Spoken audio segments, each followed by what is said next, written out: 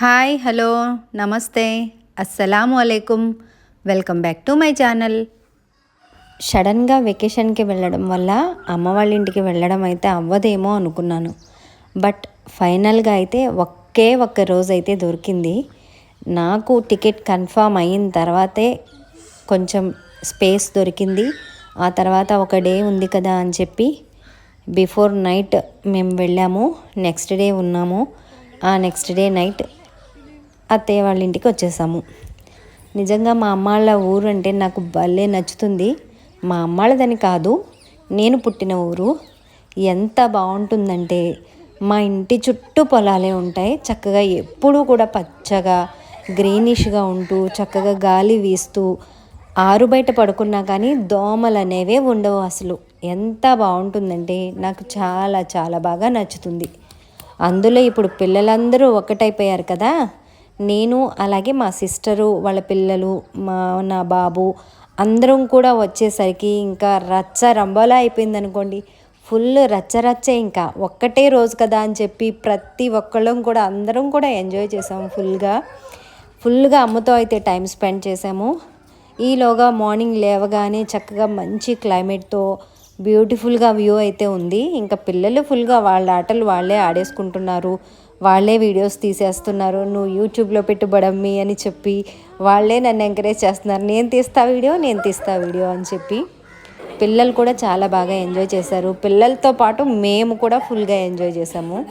ఇలా మార్నింగ్ లేవగానే కాస్త బ్రష్లు ఇవి అవి చేసుకుంటూ బ్రేక్ఫాస్ట్ చేద్దామనేటప్పటికి అమ్మ ఇంట్లో కుక్ చేయకుండా వెనక కట్టెల పొయ్యి మీద కుక్ చేస్తుంది. కట్టెల పొయ్యి మీద కుక్ చేస్తే బాగుంటుందని చెప్పేసి మేము వచ్చామని, పిల్లలకి కూడా గారెలు బాగా ఇష్టమని గారెలనైతే వేసేస్తుంది. కట్టెల పొయ్యి మీద వేసుకుంటేనే రుచిగా ఉంటాయని మా అమ్మకి అలాగే నచ్చుతాయి. ఇలా పొయ్యి మీద కుక్ చేసుకుంటేనే టేస్ట్ బాగుంటుందమ్మా అని చెప్పి మా కోసం కష్టపడుతుంది అమ్మ. అంతే కదండి, పిల్లల కోసం దేనికైనా సరే వెనకాడదు. ఎంత పని అయినా ఎంత వర్క్ అయినా చాలా హ్యాపీగా చేసేస్తుంది. ఇదిలా ఉండగానే మా అమ్మ అయితే గారెలు వేస్తుంది. మా వదిన అయితే ఇంట్లో మటన్ కర్రీ అయితే కుక్ చేసేస్తుంది. గారెల్లోకి నాన్ వెజ్ కర్రీ అయితేనే బాగుంటుంది, పిల్లలు కూడా తింటారు అనేసి నాన్ వెజ్ కర్రీని అయితే ప్రిపేర్ చేసేసింది మా వదిన. ఈలోగా ఇవన్నీ అయ్యేటప్పటికి మేము బ్రష్లన్నీ చేసేటప్పటికి బ్రేక్ఫాస్ట్ రెడీ అయిపోయింది.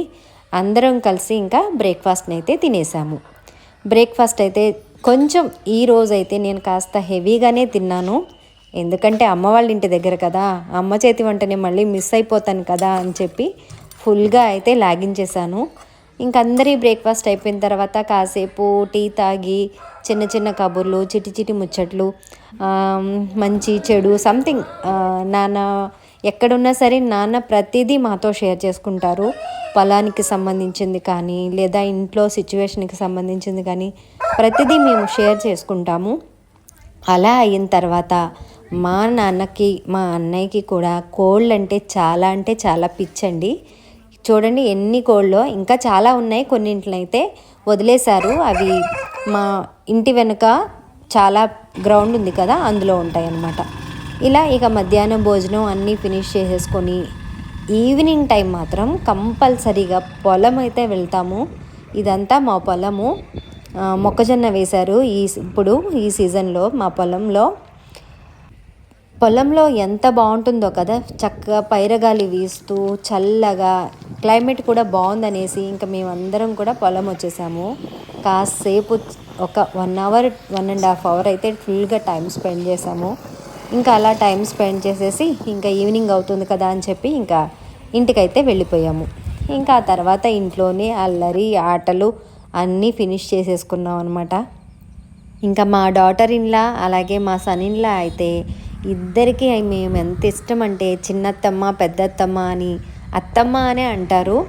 మా అమ్మ కూడా అత్తమ్మ అని పిలిచేలా అలవాటు చేసిందనమాట. పుప్పు అనమంటే అన్నరు, అత్తమ్మ అంటే అమ్మ తర్వాత అని అర్థం అనేసి మా అమ్మ అత్తమ్మ అని పిలవడం నేర్పించింది. వాళ్ళు కూడా అలాగే పిలుస్తారు.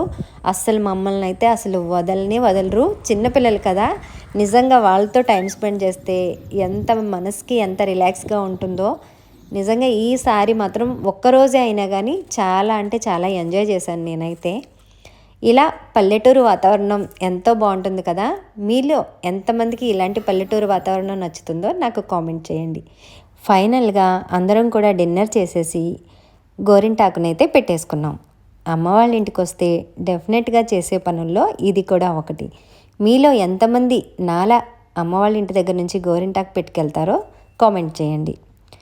నేను చేసిన ఈ వీడియో మీకు నచ్చిందని అనుకుంటున్నాను. నేను చేసిన ఈ వీడియోని లైక్ చేయండి. అలాగే మీ ఫ్రెండ్స్ అండ్ ఫ్యామిలీతో షేర్ చేసుకోండి. అలాగే నా ఛానల్ని సబ్స్క్రైబ్ చేయడం మర్చిపోకండి. Thank you. అల్లా హాఫీజ్.